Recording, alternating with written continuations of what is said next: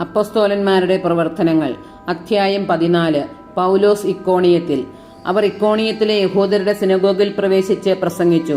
യഹൂദരും ഗ്രീക്കുകാരും അടങ്ങിയ ഒരു വലിയ ഗണം വിശ്വസിച്ചു. വിശ്വസിക്കാതിരുന്ന യഹൂദർ സഹോദരർക്കെതിരായി വിജാതീയരെ ഇളക്കുകയും അവരുടെ മനസ്സിനെ വിദ്വേഷം കൊണ്ട് നിറയ്ക്കുകയും ചെയ്തു. എങ്കിലും അവർ വളരെ നാൾ അവിടെ താമസിച്ച് കർത്താവിനെപ്പറ്റി ധൈര്യപൂർവ്വം പ്രസംഗിച്ചു. അത്ഭുതങ്ങളും അടയാളങ്ങളും പ്രവർത്തിക്കാൻ അവർക്ക് അനുഗ്രഹം നൽകിക്കൊണ്ട് കർത്താവ് തന്റെ കൃപയുടെ വചനത്തിന് സാക്ഷ്യം നൽകി. എന്നാൽ നഗരത്തിലെ ജനങ്ങളുടെ ഇടയിൽ ഭിന്നതയുണ്ടായി. ചിലർ യഹൂദരുടെ കൂടെയും ചിലർ അപ്പോസ്തലന്മാരുടെ കൂടെയും ചേർന്നു. അവരെ അപമാനിക്കാനും കല്ലെറിയാനുമുള്ള ഒരു നീക്കം വിജാതീയരുടെയും യഹൂദരുടെയും അവരുടെ അധികാരികളുടെയും ഭാഗത്തു നിന്നുണ്ടായി. ഇതറിഞ്ഞ് അവർ ലിക്കവോനിയയിലെ നഗരങ്ങളായ ലിസ്ത്രായിലേക്കും ദർബായിലേക്കും സമീപ പ്രദേശങ്ങളിലേക്കും പലായനം ചെയ്തു. അവിടെ അവർ സുവിശേഷം പ്രസംഗിച്ചുകൊണ്ടിരുന്നു. ലിസ്ത്രായിൽ കാലുകൾക്ക് സ്വാധീനമില്ലാത്ത ഒരുവൻ ലിസ്ത്രായിൽ ഉണ്ടായിരുന്നു. ജന്മന മുടന്തനായിരുന്ന അവന് ഒരിക്കലും നടക്കാൻ കഴിഞ്ഞിരുന്നില്ല.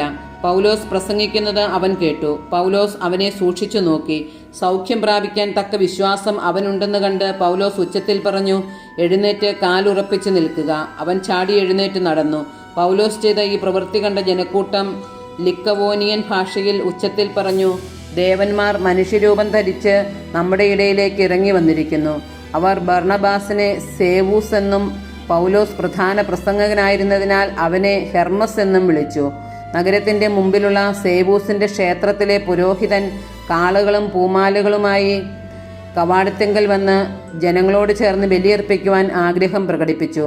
ഇതറിഞ്ഞ് അപ്പോസ്തലന്മാരായ ബാർണബാസും പൗലോസും വസ്ത്രം കീറി ജനക്കൂട്ടത്തിലേക്ക് ഓടിച്ചെന്ന് വിളിച്ചു പറഞ്ഞു, ഹേ മനുഷ്യരെ, നിങ്ങൾ ഈ ചെയ്യുന്നത് എന്താണ്?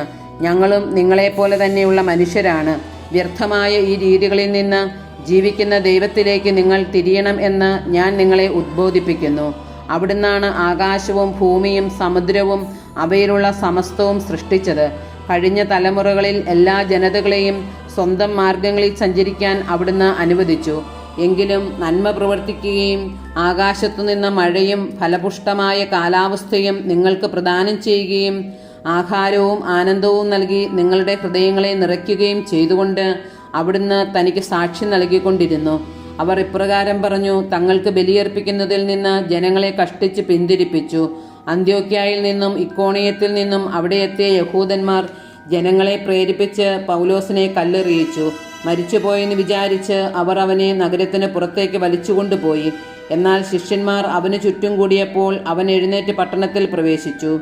അന്ത്യോക്യയിൽ അടുത്ത ദിവസം ബർണബാസുമൊത്ത് അവൻ ദർബയിലേക്ക് പോയി. ആ നഗരത്തിലും അവർ സുവിശേഷം പ്രസംഗിച്ച് പലരെയും ശിഷ്യരാക്കി. അനന്തരം അവർ ലിസ്ത്രായിലേക്കും ഇക്കോണിയത്തിലേക്കും അന്ത്യോക്യയിലേക്കും തിരിച്ചു ചെന്നു. വിശ്വാസത്തിൽ നിലനിൽക്കണമെന്നും നിരവധി പീഡനങ്ങളിലൂടെ ദൈവരാജ്യത്തിൽ പ്രവേശിക്കണമെന്നും ഉപദേശിച്ചുകൊണ്ട് ശിഷ്യരുടെ മനസ്സിനെ അവർ ശക്തിപ്പെടുത്തി. അവർ സഭകൾ തോറും ശ്രേഷ്ഠന്മാരെ നിയമിച്ച് പ്രാർത്ഥനയോടും ഉപവാസത്തോടും കൂടെ അവരെ തങ്ങൾ വിശ്വസിച്ച കർത്താവിന് സമർപ്പിച്ചു. പിന്നീട് അവർ പീസീദിയയിലൂടെ കടന്ന് പാംഫീലിയയിലെത്തി. പെർഗായിൽ വചനം പ്രസംഗിച്ചതിന് ശേഷം അവർ അത്താലിയയിലേക്ക് പോയി. അവിടെ നിന്ന് അന്ത്യോക്യയിലേക്ക് കപ്പൽ കയറി. തങ്ങൾ നിർവഹിച്ച ദൗത്യത്തിന് ആവശ്യമായിരുന്ന ദൈവകൃപയ്ക്ക് അവർ ഫലമേൽപ്പിക്കപ്പെട്ടത് അവിടെ വെച്ചാണല്ലോ.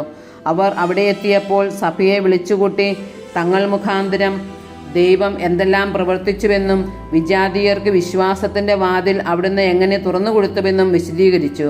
പിന്നീട് കുറെ കാലത്തേക്ക് അവർ ശിഷ്യരോടുകൂടെ അവിടെ താമസിച്ചു.